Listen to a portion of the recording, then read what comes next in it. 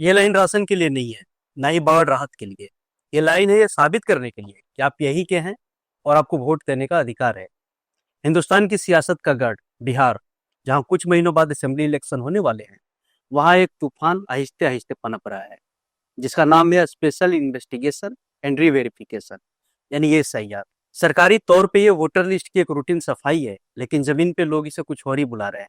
एक डेमोग्राफिक हथियार, लोगों को बाहर करने का एक जरिया। बिहार की सियासत जाति के समीकरणों और बदलते गठबंधनों का एक हाई स्टेक गेम रहा है।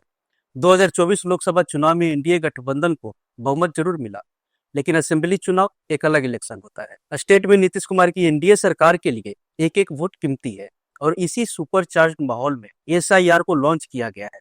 इसका ऑफिशियल मकसद है डी वोटर्स, यानी डाउटफुल वोटर्स का पहचान कर लिस्ट से हटाना। ऐसे लोग जिन पे आरोप है कि वो भारत के नागरिक नहीं है, लेकिन उनका नाम इलेक्टोरल रोल में आ गया है। सरकार का दावा है कि ये सब इलेक्टोरल इंटीग्रिटी, यानी चुनावी शुद्धता के लिए किया जा रहा है। ना इसकी टाइमिंग को आप नजरअंदाज नहीं कर सकते। इलेक्टोरल रोल रिवीजन ECI का एक स्टैंडर्ड प्रोसीजर है, लेकिन ये स्पेशल इन्वेस्टिगेशन बिल्कुल अलग है। चुनाव से ठीक पहले इतना डिसरप्टिव प्रोसेस शुरू करने से शक पैदा होना लाजमी है। सवाल ये है, क्या मकसद रोल्स को प्यूरिफाई करना है या क्यूरेट करना? एक ऐसे स्टेट में जहां चुनाव 1000-2000 वोट से जीते या हारे जा सकते हैं, वहां अगर आप अपोजिशन के वोट बैंक का एक छोटा सा भी हिस्सा डिसइंफ्रेंचाइज कर दो तो पूरा का पूरा गेम बदल सकता है।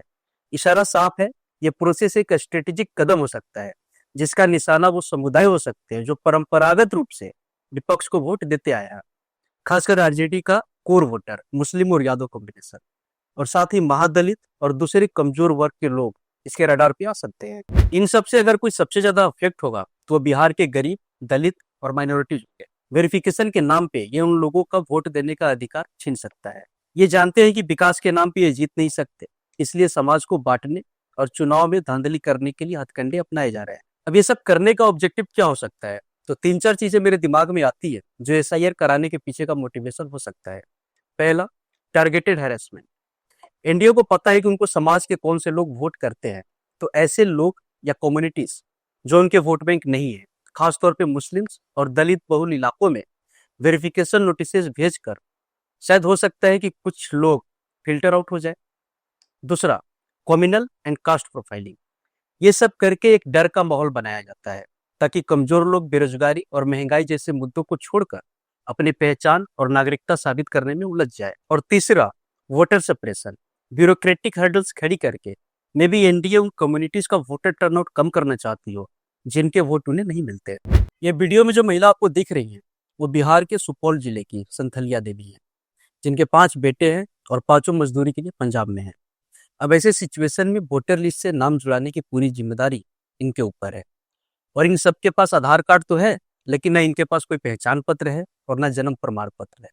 लेकिन इस SIR में आधार कार्ड तो कोई वैलिड डॉक्यूमेंट रहा नहीं है, तो ऐसे में अब इनके साथ क्या किया जाएगा? SIR के अकॉर्डिंग तो ये अवैध घुसपैठिया हो गई।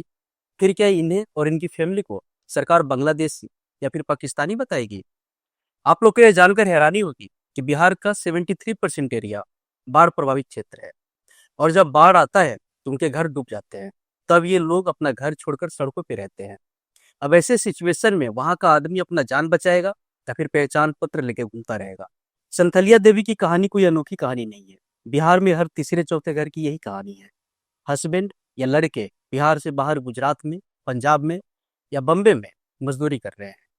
ये अगला मैं आपको अररिया की मुन्नी देवी का वीडियो दिखाता हूँ, जहाँ उनके परिवार के 3 लोगों का फॉर्म जमा नहीं किया गया, क्योंकि वो लोग बिहार से बाहर कहीं मजदूरी करते हैं। हमार देवर और छोटी वाली गोतनी वो अभी अमृतसर में काम कर रहल छे, ने ओकर आधार कार्ड के नंबर लेल के, ने ओकर साइन भेले, ने कुछ भेले। चलिए, ये तो मैंने आपको ऐसे लोग दिखा दिए जिनका फॉर्म जमा नहीं हो रहा है।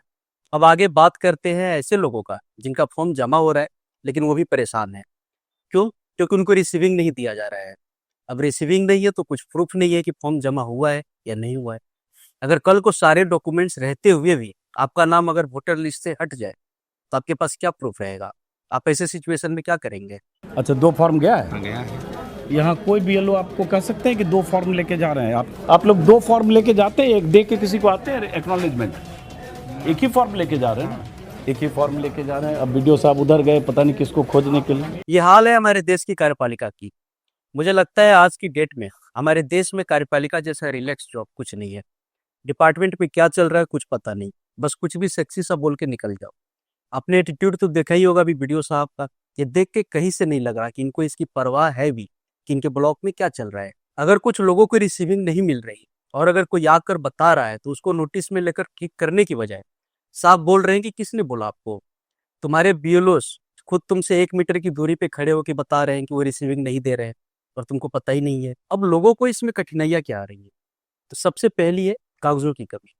गांव के गरीब लोग, खासकर बुजुर्गों के पास आमतौर पर फॉर्मल बर्थ सर्टिफिकेट नहीं होते। उनके नाम अलग अलग डॉक्यूमेंट में अलग अलग स्पेलिंग के साथ लिखे रहते हैं और ये वक्त अभी खेत में रहने का है, दफ्तर के चक्कर लगाने का नहीं। अभी लोग अपने खेतों में खरीफ फसल की बुआई कर रहे हैं। हर दिन लोग कागज बनवाने के लिए बर्बाद कर रहे हैं, उतने दिन उनकी फसल बिना देखभाल के है। और अगर फसल रोपने में अगर आप एक दिन भी लेट करते हो तो इसका इम्पेक्ट आपको पड़ता ही पड़ता है। आपने एक दिन लेट करा, इसका मतलब है कि आपकी फसल एक दिन बाद तैयार होगी और एक दिन में रेट कितना ऊपर नीचे हो जाता है और कुछ दिनों के बाद तो खरीफ का मार्केट ही चला जाता है। तो जो पहले करता है वो बढ़िया रेट में बेचकर निकल जाता है। ये वेरिफिकेशन लोगों की हफ्ते भर की कमाई से ज्यादा महंगा पड़ रहा है। क्या लोकल अधिकारियों के पास कानूनी तौर पर ऐसी जांच करने के अधिकार हैं? रिप्रेजेंटेशन ऑफ पीपल एक्ट 1950 जो इलेक्टोरल रजिस्ट्रेशन ऑफिसर यानी जो यारो होता है उसके अधिकार देता है रोल्स रिवाइज करने का। लेकिन ये एसआईआर प्रोसेस वोटर वेरिफिकेशन को सिटीजनशिप डिटर्मिनेशन के साथ मिक्स कर रहा है। कौन भारत का नागरिक है और कौन नहीं, यह तय करने का अधिकार सिर्फ केंद्र सरकार के पास है।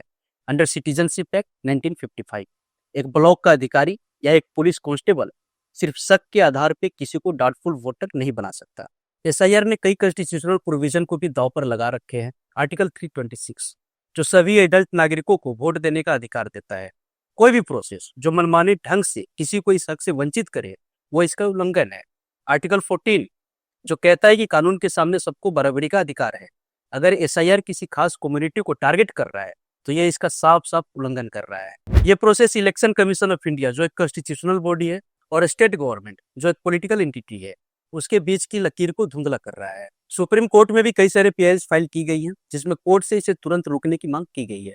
इन पिटीशंस में कहा गया है कि एसआईआर मनमाना और असंवैधानिक और मौलिक अधिकारों का हनन है। मुझे लगता है इसका कोई कानूनी आधार नहीं, ये बिना किसी ट्रांसपेरेंसी के चलाया जा रहा है और इससे आम जनता को भारी परेशानी हो रही है। अब कोर्ट को ही वोटर लिस्ट रिवीजन के लिए साफ साफ गाइडलाइन बनानी चाहिए जिससे कि वोटर वेरिफिकेशन और सिटीजनशिप डिटर्मिनेशन के बीच के फर्क को हमेशा के लिए साफ कर दिया जाए। कोर्ट को जरूर इसके ऑपरेटिंग प्रोसीजर पे सवाल उठाने चाहिए कि इनकी जांच कर रहे हो, किस आधार पे कर रहे हो और अगर किन्हीं कारणों से अगर फाइनल लिस्ट में किसी का नाम नहीं आता है तो अपील करने का क्या प्रोसेस रहेगा। एसआईआर का असर बिहार असेंबली चुनाव से कहीं आगे हो सकता है। अगर इस प्रोसेस में बड़ी संख्या में फर्जी वोटर्स मिलते हैं तो इसका इस्तेमाल पिछले चुनाव की लेजिटिमेसी पे सवाल उठाने के लिए किया जा सकता है जिसमें 2024 का लोकसभा चुनाव भी शामिल है। कानूनी तौर पे पिछले वोट को रिट्रोस्पेक्टिवली रद्द करना लगभग नामुमकिन है। सीक्रेट बैलेट का मतलब यही है कि आप ये नहीं जान सकते कि फर्जी वोटर ने किसको वोट दिया। ऐसे रेट्रोस्पेक्टिव ऑडिट के लिए कोई स्थापित कानूनी प्रक्रिया नहीं है। बिहार और उसके जरिए पूरा हिंदुस्तान एक चौराहे पे खड़ा है। एसआईआर विवाद के कई परिणाम हो सकते हैं। पहला, मास डिसइंफ्रेंचाइजमेंट, सबसे बुरा सिनेरियो जहां लाखों असली नागरिक वोट ना दे पाए और चुनाव का नतीजा बदल जाए। दूसरा, कोर्ट मैंडेटेड सुधार यानी जुडिशरी दखल दे, सख्त गाइडलाइन बनाए और प्रोसेस में विश्वास बहाल करे। और तीसरा, पॉलिटिकल रिट्रीट, जनता के गुस्से और कानूनी चुनौतियों के सामने सरकार चुपचाप इस अभियान को धीमे कर दे। हमें सिस्टमेटिक रिफॉर्म की जरूरत है। आधार वोटर आईडी लिंकिंग एक ऐसे ही प्रयास थी लेकिन उसमें प्राइवेसी और एक्सक्लूजन की चिंताएं थी। इसका समाधान एक ऐसे प्रोसेस में है जो ट्रांसपेरेंट, टेक्नोलॉजी इनेबल्ड, गैर पक्षपाती और सबसे जरूरी चुनावी चक्रों और नागरिकता की बहस से अलग हो। ईसीआई को साल भर लगातार रोल्स को अपडेट करने चाहिए, ना कि किसी पॉलिटिकल एग्जीक्यूटिव के कहने पे लास्ट मिनट इन्वेस्टिगेशन करनी चाहिए। लोकतंत्र का वादा सिर्फ वोट देने का अधिकार तक नहीं है बल्कि बिना डर, बिना शक और बिना बार बार अपनी पहचान साबित किए बिना वोट देने का अधिकार है। बिहार की स्पेशल इन्वेस्टिगेशन ने इसी वादे को कटघरे में खड़ा कर दिया है। सवाल बिहार के लिए और पूरे हिंदुस्तान के लिए बहुत सरल लेकिन गहरा है। क्या यह बैलेट बॉक्स को सुरक्षित करने की कोशिश है या उसे उन आवाजों से खाली करने की कोशिश है जिन्हें कुछ लोग सुनना ही नहीं चाहते?